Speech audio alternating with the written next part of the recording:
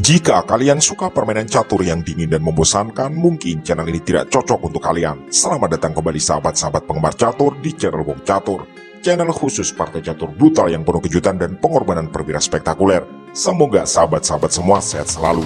Kali ini kami menemukan sebuah partai luar biasa pada tahun 1964 dari Baku, Uni Soviet, yang kini adalah ibu kota negara Azerbaijan, yaitu antara Grandmaster Soviet Vladimir Antosin melawan juara Yugoslavia dua kali yang bergelar International Master, yaitu Branislav Hrabar. Di video ini, kita akan dibuat terkagum-kagum dengan keputusan luar biasa pengorbanan perwira dengan jenius dan spektakuler. Seperti video-video kami yang lain, kita akan melihat pengorbanan perwira yang begitu indah dan ajaib. Jadi ikuti video sampai benar-benar selesai, siapkan fokus, bersiaplah tercengang, dan mari kita mulai.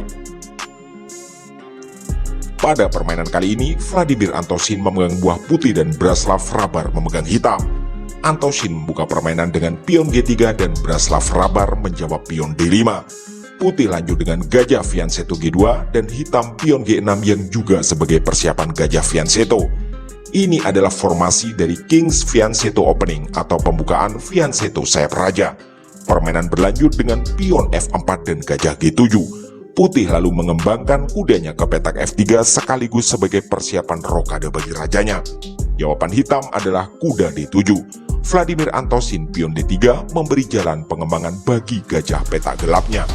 Dijawab oleh hitam dengan mendorong pion E5 menawarkan pertukaran di area pusat. Putih menolak tawaran dan memilih mengembangkan kuda satunya ke petak C3. Branislav Hrabar melompatkan kuda G ke petak E7. Di langkah ketujuh, Vladimir Antosin dan Branislav Hrabar sama-sama melakukan rokade sayap raja. Putih memulai pertukaran pion kali pion E5. Hrabar memukul kembali pion tersebut dengan menggunakan kuda. Vladimir Antosin kembali melakukan pertukaran dan ini adalah pertukaran perwira pertama dalam permainan ini, yaitu kuda kali kuda. Dan tentu saja, Branislav Hrabar memukul kembali kuda tersebut dengan menggunakan gajah.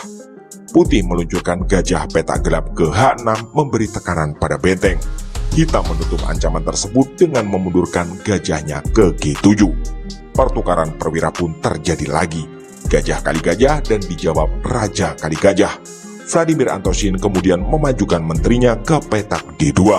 Jawaban hitam adalah pion C6 menambah pengawalan pada pion D5. Putih mendorong pion E4 menantang pertukaran.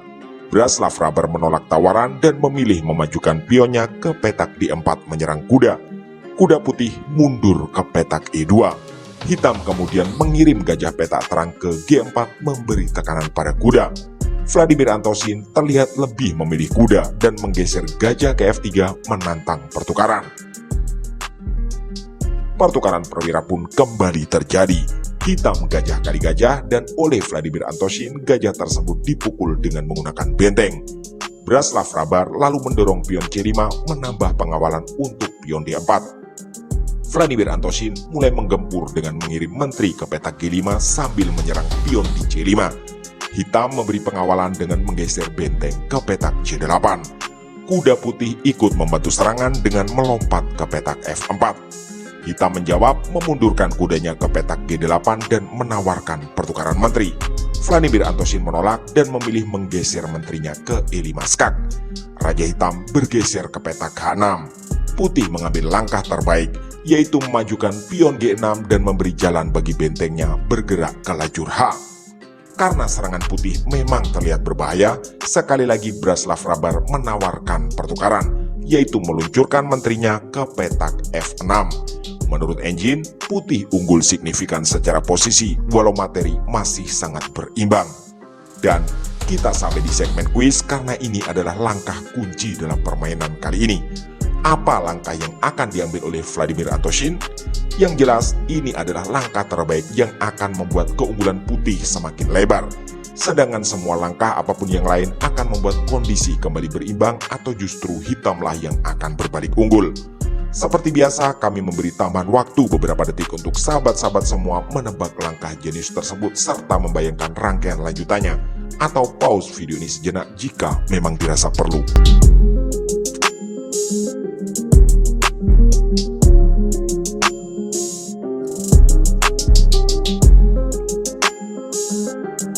Oke, Oke, terima kasih dan selamat bagi yang tebakannya benar. Mari sama-sama menahan nafas dan mengencangkan sabuk pengaman. Langkah itu adalah kuda melompat ke petak E6. Mari kita perhatikan. Langkah ini berarti Vladimir Antosin dengan penuh kesadaran melakukan pengorbanan perwira termewahnya, yaitu menteri. Apa jawaban hitam? Ternyata jawaban dari Braslav Hrabar adalah menyerah. Kenapa hitam menyerah dan sebagus apa langkah kuda barusan? Mari kita bahas secara detail. Ada beberapa kemungkinan jawaban dari hitam, tapi semuanya mengarah pada kekalahan. Kami akan memberi 4 kemungkinan. Kemungkinan pertama, hitam menggeser benteng C ke E8. Maka putih akan lanjut dengan benteng H3 skak. Tak ada pilihan bagi hitam selain menutup skak dengan menteri ke H4. Kita semua tentu tahu lanjutannya, yaitu benteng kali menteri dan itu adalah skakmat. Kemungkinan kedua, hitam mendorong pion G5. Putih bisa memilih dan salah satunya adalah benteng kali menteri skak. Hitam terpaksa kuda kali benteng. Putih bisa memukul kuda atau pion G5 dan dua-duanya adalah skakmat. Kemungkinan ketiga, hitam menerima pengorbanan dengan menteri kali menteri. Maka putih benteng H3 skak. Hitam terpaksa menutup dengan menteri ke H5. Lanjutan dari putih bukan memukul menteri, melainkan mendorong pion G5 dan itu juga adalah skakmat. Kemungkinan keempat, dan ini sebenarnya adalah jawaban terbaik hitam, yaitu pion kali kuda. Putih akan lanjut benteng kali menteri. Di sini jawaban terbaik hitam adalah kuda kali benteng. Putih mendorong pion G5 skak. Jawaban terbaik hitam adalah raja mundur ke G7 dengan resiko kudanya terkena pin oleh menteri. Putih benteng ke F1 menambah tekanan pada kuda yang memang tak bisa lagi diselamatkan. Hitam benteng C ke E8. Putih pion kali kuda skak. Sampai di sini putih sudah unggul jauh secara materi dan tanpa keunggulan posisional rasanya mustahil hitam alias Braslav Hrabar bisa terhindar dari kekalahan. Jadi wajar dia menyerah di langkah ke-21 tadi setelah putih menemukan langkah jenius pengorbanan menteri dengan melompatkan kudanya ke petak E6. Benar-benar langkah cerdas dan mematikan dari seorang Grandmaster Soviet Vladimir Antosin. Jika sahabat-sahabat ingin diskusi tentang kemungkinan langkah tertentu, kami mohon untuk menyertakan pula angka menit dan detik, agar kami tidak gagal paham serta bisa berusaha menjawab dengan baik. Demikianlah video singkat kali ini, semoga sahabat-sahabat semua puas, dan semoga pula bisa menjadi inspirasi dan referensi bagi kita semua. Kami atas nama segenap kru channel Wong Catur memohon dukungan like, komen, share, subscribe, dan doa agar channel ini selalu belajar dan makin berkembang.